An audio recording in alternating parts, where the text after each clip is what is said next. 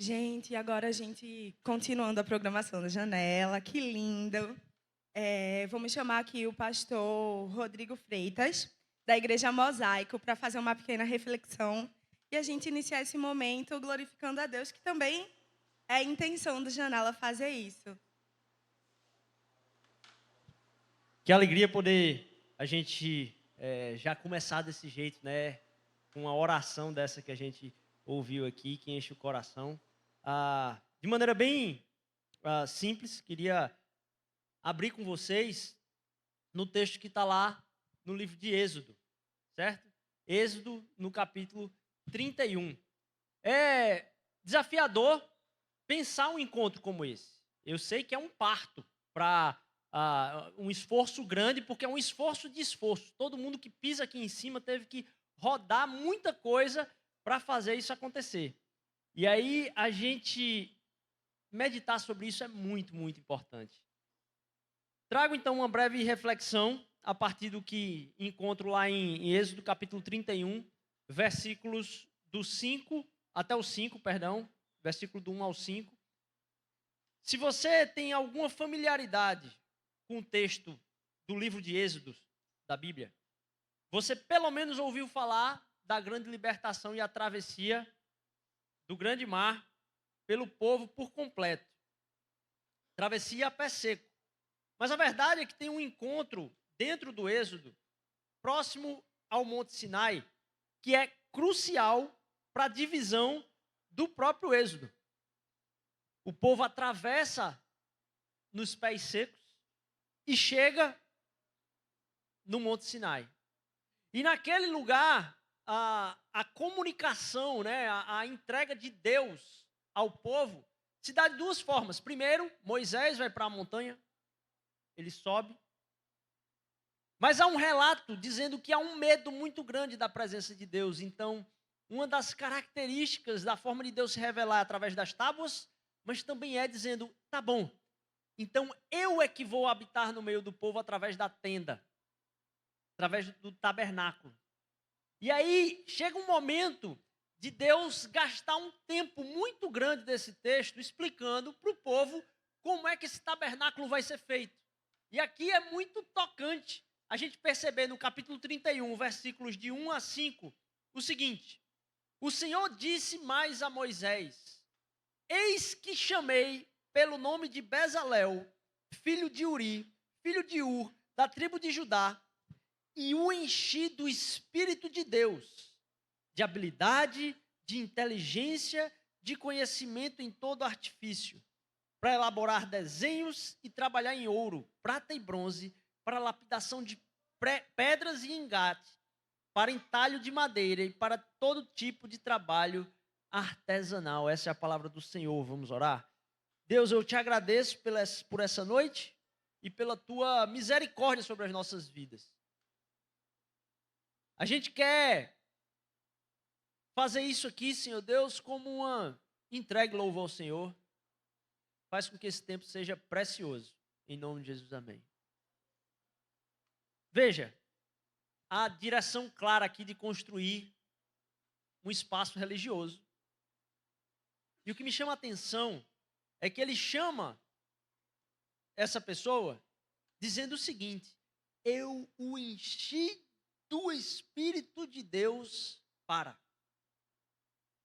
Eu o enchi do Espírito de Deus com essa habilidade, com todo esse know-how, com toda essa condição de fazer de uma maneira perfeita todas as artes que vão ser necessárias para o tabernáculo.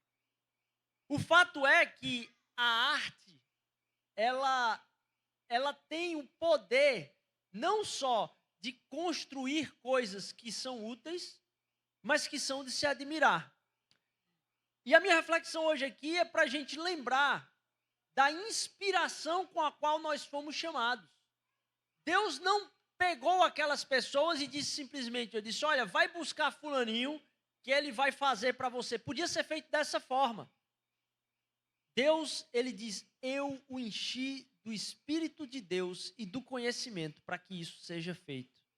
Todas essas artes são uma manifestação daquilo que eu tenho como sendo desenho do projeto que eu coloquei em vocês?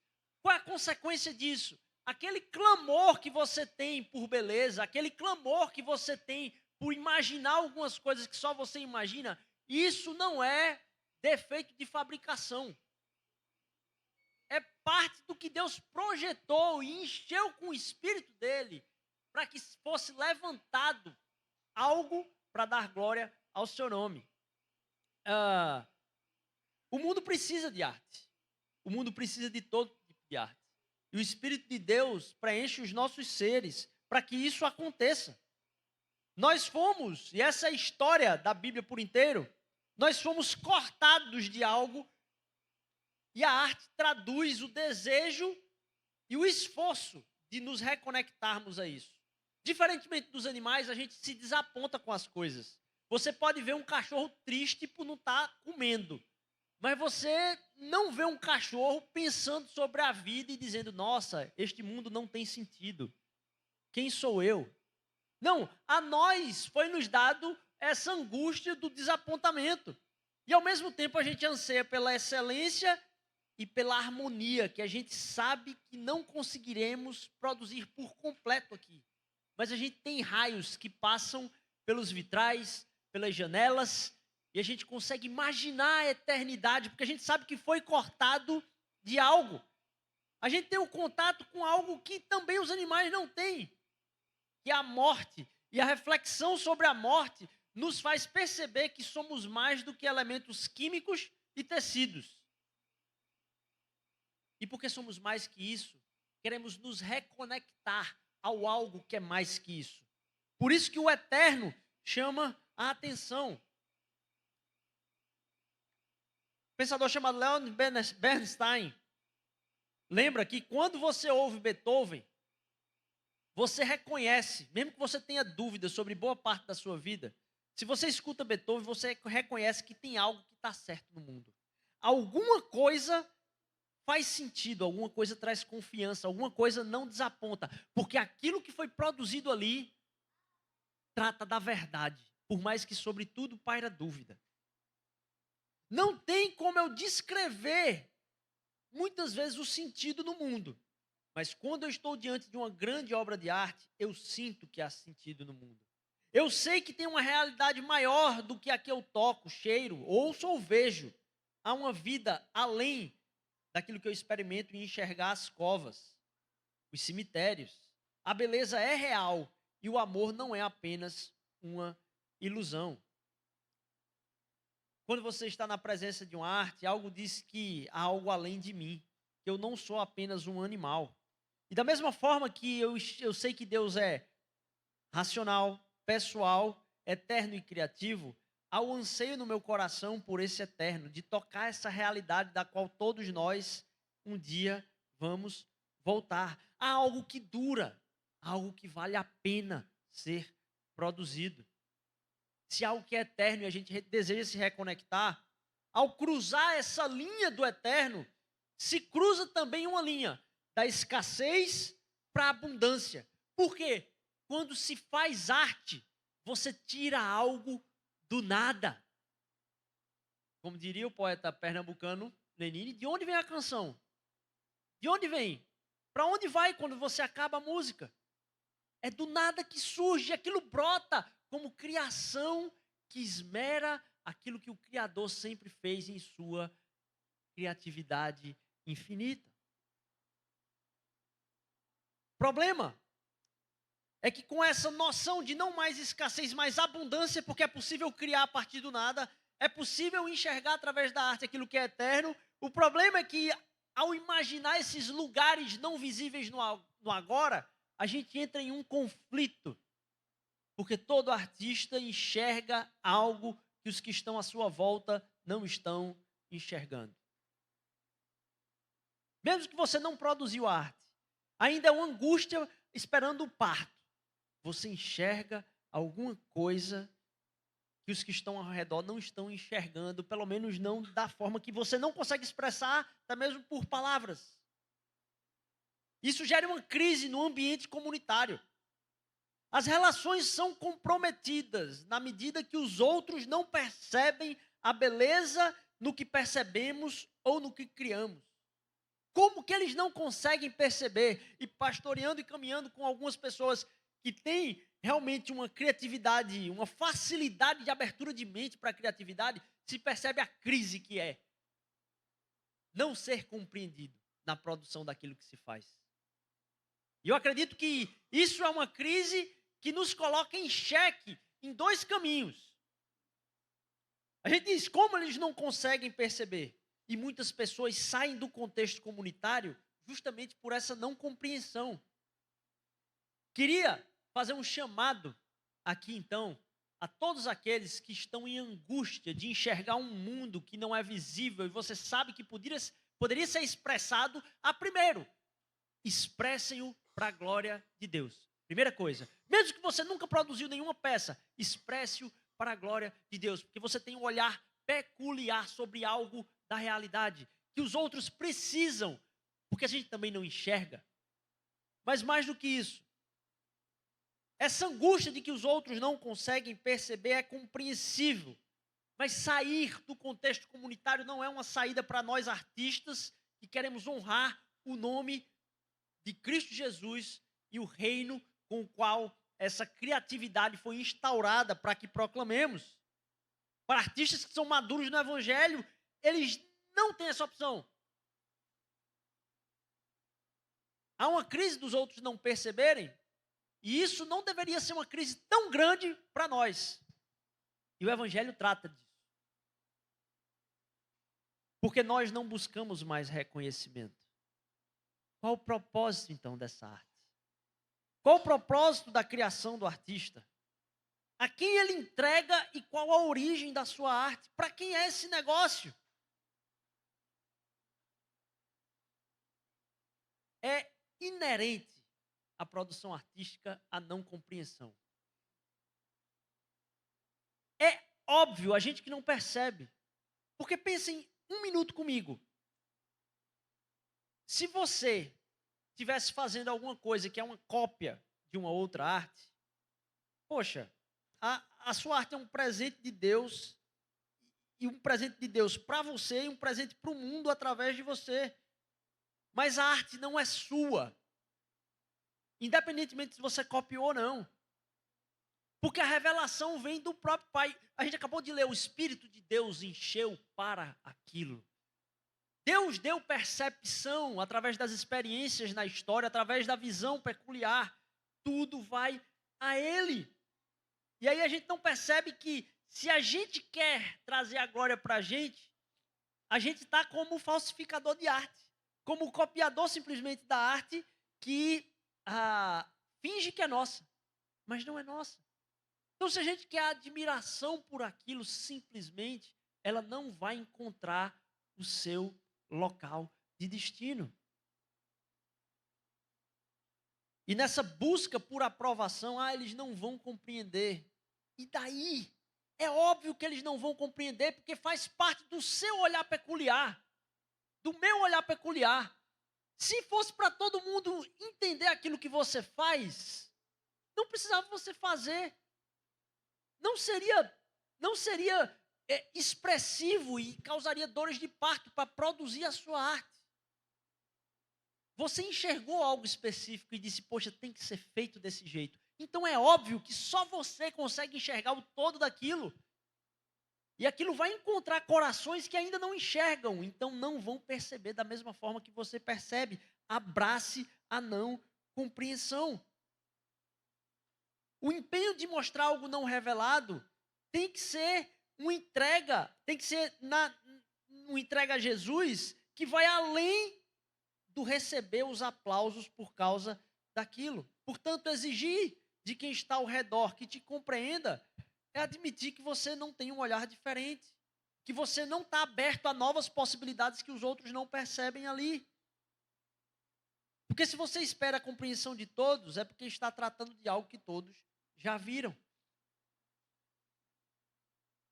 Me encaminho para o final dessa breve reflexão, fazendo um convite. Um convite para que a gente abrace, primeiramente, a não compreensão, porque ela é parte do porquê é necessária a arte ser produzida.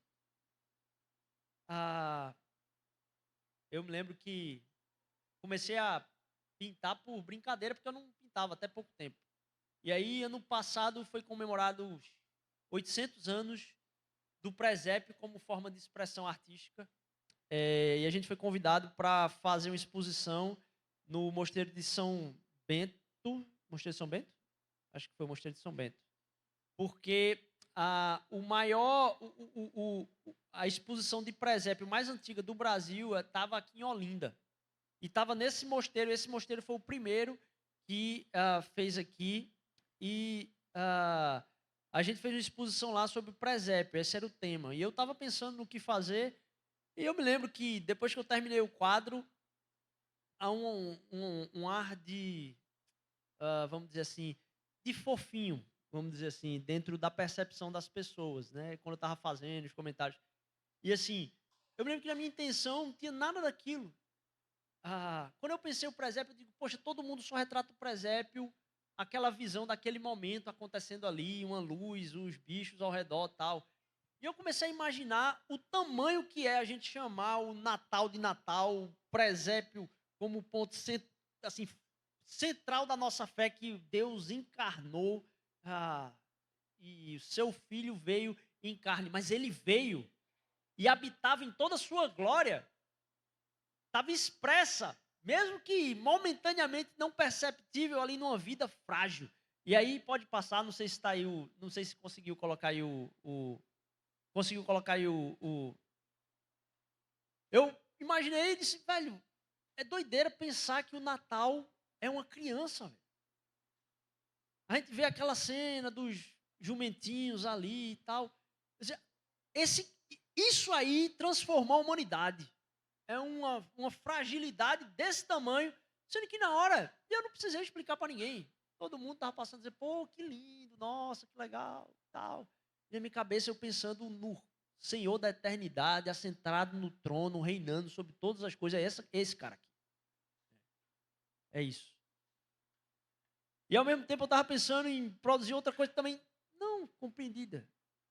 E não precisa. Estou falando aqui porque é para a gente entender que não diz respeito a gente querer que os outros produzam ou não produzam. Está aí, mas nem precisa mostrar porque está aqui também. Porque o outro que eu pensei em fazer, mas não fiz na época e decidi continuar depois porque foi uma imagem que me capturou, é a do jumento. Porque você vai ver na internet, você não acha arte de jumento. Quase nunca você encontra produção de arte não é um animal admirado, né? O jumento. E é quem sustenta, como Lili Gonzaga, o nosso irmão aí, que sustentou a economia do Nordeste inteiro. Padre Vieira falou, né? Na verdade, o jumento é nosso irmão. Mas não só isso. O que imaginei como presépio foi um encontro. E a visão daquele bebê no presépio ali, olhando para cima e vendo o jumento olhando para a cara dele ali, ao mesmo tempo que estava marcando um encontro lá na frente, na entrada de Jerusalém, na entrada triunfal. Imaginei os olhares se trocando entre o jumento e o bebê, dizendo, a gente vai se encontrar. A gente vai se encontrar e eu vou cumprir o meu propósito aqui na Terra. Primeiro, um animal fantástico, pouco mostrado, né? A glória dele. E a glória dele está na palavra, vamos dizer assim. Foi quem levou nos lombos aí o nosso Senhor. Falo isso com a conclamação de novo. Você não precisa da compreensão das pessoas. Concluo dizendo, faça arte como quem pastoreia. Faça arte como quem pastoreia. Não como quem busca aprovação. Faça arte como quem é responsável pelo povo. Não como quem precisa do aplauso final. Você não é a pessoa que vai produzir a cereja do bolo. Você vai produzir a condução de um povo. Então já espere a não compreensão. Produza como quem é responsável, como quem conduz, como quem ilumina. Se você é quem viu alguma coisa que precisa de iluminação para os olhos dos outros, não espere clareza na resposta. Como quem abre os caminhos de adoração através da percepção na criação, não como quem mendiga atenção. Termino, se puder mostrar aí o versículo, um pouco antes, no chamado que Deus tem para aquele povo, antes de ter o bezerro de ouro, antes de ter a conclamação à volta, porque não se aguenta mais estar passando fome ao Egito, a conclamação que Deus faz ao povo como um resgate ao chamado que está lá no Gênesis, dizer, vocês vão cuidar da criação, vocês vão ser os responsáveis por dominar isso aqui, por serem mordomos disso tudo. Lá no 19, 5 e 6 vai dizer o seguinte, no próprio Êxodo, um pouco antes disso que a gente leu no começo. Agora, pois, se ouvirem atentamente a minha voz e guardarem a minha aliança, vocês serão a minha propriedade peculiar entre os povos, porque a terra é minha. E vocês serão para mim um reino de sacerdotes e uma nação santa. São estas as palavras que você falará aos filhos de Israel. Que essa palavra seja um convite a você permanecer perseverante, produzindo aquilo que foi o Espírito de Deus que encheu o seu coração para fazer, sem saber quem vai aceitar, quem não vai aceitar, contanto que você esteja fazendo isso, honrando o Senhor da sua arte. E que você faça arte como quem pastoreia, faça arte como quem guia, faça arte como quem ilumina. Continue e espere, não que as pessoas vão entender, mas que você está guiando a mente delas e a consciência delas para novas percepções da glória, da beleza e da maravilha daquilo que é o Evangelho que reina sobre essa terra. Amém? Vamos orar. Senhor Deus, obrigado por esse tempo. Usa, Pai, tudo que vai ser falado aqui para a tua honra e glória, tudo que vai ser cantado aqui para a tua honra e glória. Faz desse tempo um tempo especial no nosso coração, em nome de Jesus. Amém.